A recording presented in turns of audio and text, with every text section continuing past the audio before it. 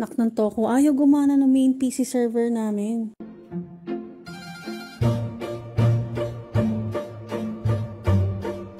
Ako si Hadia, anak ng OFW, CapCut and Canva editor. And pangarap din maging direktor. More on finding solutions and technicalities ang mga nangyari ngayong araw. May Zoom training ako mamaya ng 10 PM. Free tutorial ng basic editing for CapCut. At kailangan kong gumawa ng slides na gamit sana yung computer. Kaso ang problema ko, nakailang ulit na ako, hindi pa rin nabubuksan. Laging reboot ng reboot. Wala naman akong knowledge about computers.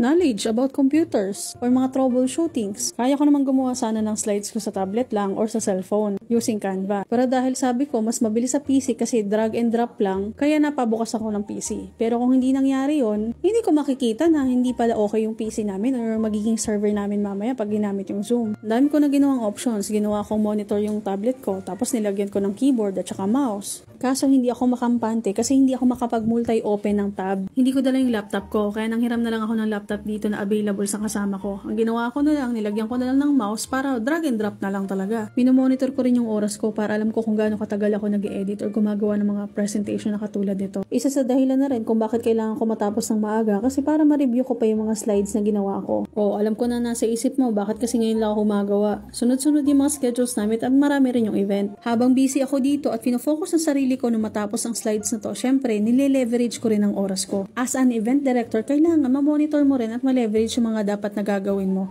sa tulong ng iba. Meron akong inassign na tagagawa ng reels namin na ipopost din doon sa public page namin na which is may taga-post din akong inassign. Which is nung una, wala rin talaga silang alam at hindi nila alam kung paano gagawin step by step yung mga ginagawa nila ngayon. Pero sa tulong ng mga free trainings na pinaprovide ng community namin, unti-unti din silang natututo. Nag-assign din ako ng tech control na subukang mabuksan yung PC before 9 PM. Kasi mag-start ang preparation at yung setup namin ng 9 PM. Sa totoo lang pwede namang ako ang gumawa at maghanap ng sarili kong way. Pero as a leader, dapat hayaan din natin sila mag-grow. Yun bang every challenges, problems, and situation, kaya nila maghanap ng solusyon para doon sila mag-grow. Self-preparation naman ako dito. Checking physical appearance. Mukha lang akong kalma dyan, pero talaga nag-iisip na ako kung anong magiging alternative option ko sa gagawin ko mamaya. Kung sakaling hindi mabuksan yung PC namin. Sabi ko kay Joy, manood na siya ng mga YouTube tutorial. Baka sakaling mapabilis. Wala. Di na talaga kinaya ni Joy yung YouTube tutorial. Nag-call a friend na. Bubuti may kaibigan siyang marunong sa computer. At sinubukan yung step by step na tinuturo via video call. Ang ending, kailangan na talaga ng repair. Sabi ko na lang kay Joy, huwag na, tigil mo na lang. Gawin mo na lang yung dapat mong gagawin. Sa mga oras na to, nag-iisip na ako at nagtatrial and error ako sa mga other ways and options pa. Since hindi mabuksan yung PC server namin, nandun yung mga files, recording video, nandun yung mga music na ginagamit namin, mga sound effects button. Kailangan pa namin mag-Facebook live stream dun sa community page namin. Kailangan din namin ng recording. Kailangan ko rin mag-share screen kasi para makita nila yung slides ko. Because the very important in training is visuals.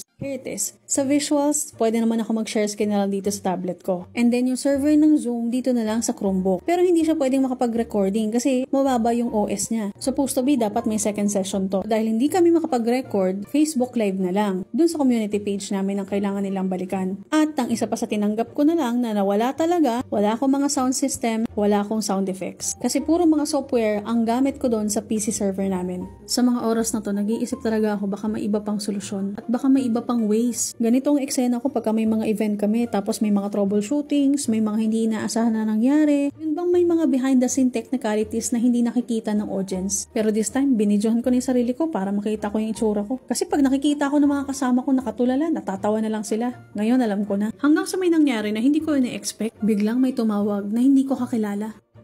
May nagpalalamove sa akin ng pagkain. Sana pag-stress reliever ko daw. Aba, hindi ko ina-expect to. As in. Siyempre, hindi ko naman talaga mabivideohan yung actual na reaction ko. To, reenactment na lang. Siyempre, ganito yung tsura ko kanina nag-isip. Tapos biglang may tumatawag. Iniisip ko ba kung nasagutin ko? Hello?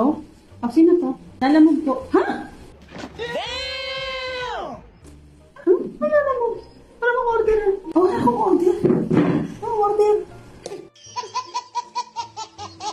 Pero ang ending ito, napakasarap nga namang humigop ng paborito mong droga habang masarap ang timpla. Ala, ito na nga naman talaga nag-i-enjoy ang panlasa ko, pero ang talagang utak ko ay lumilipad. Pero di bali na, nagbabarik naman ako ng paborito ko iced coffee. Pero yun nga, kailangan kong tanggapin talaga na wala akong sounds, wala akong recording. Basta yun na yun. Ginawa ko naman ng lahat. Hanggang sa, eto na, magsisimula na ako. Simple lang ang setup ko. Pang share screen ko yung tablet ko. May dalawa akong cellphone. Yung isa, camera sa Zoom. Yung isa, nakikita ko yung audience ko sa Facebook Live. Dynamic mic ko, nakadiretso sa cellphone ko mismo. So, eto na nga, natapos rin naman. And after unexpected technicalities, troubleshootings, setups, preparations, ganito ang itsura ko after training. Naubos ang utak ko, tsaka energy ko. Grabe talaga. Pero okay lang yun. At least natuto din sila ngayon. Buti na lang, nandito pa yung kape ko kahit malamig na.